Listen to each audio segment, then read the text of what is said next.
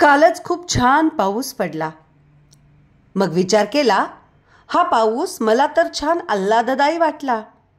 पण हा तर अवेळी पाऊस आहे. अनेकांचे तर खूप नुकसान झाले असेल ना याच्यामुळे. हा पाऊस कधी आनंददायी तर कधी कुणाला वेदना देऊन जातो. कधी शेतकऱ्याला सधन आनंदी बनवतो तर कधी शेतकऱ्यांच्या पिकांचं पाणी पाणी करून टाकतो. कधी कधी त्याच्या सुरळीत आणि योग्य मदतीमुळं लोकांची घरं वसवली जातात, तर कधी कधी त्याच्या तांडव नृत्यामुळं घरं बसवली नव्हे पूर्ण वाहून नेली जातात. क्षणात आनंद देणारा पाऊस अनेकांना दुःख देखील देऊन जातो, पण माणूस त्याची हिंमत कधीच हारत नाही.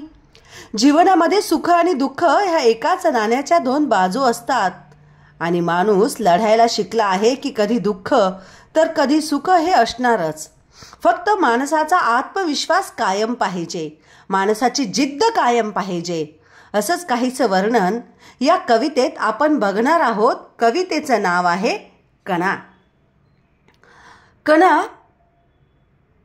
ही कुसुमाग्रजांची कविता.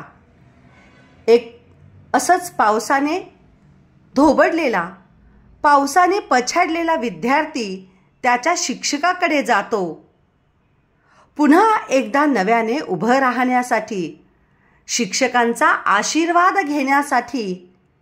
तर बघूयात कवी कुसुमाग्रजांची कविता कणा. त्याच्यामध्ये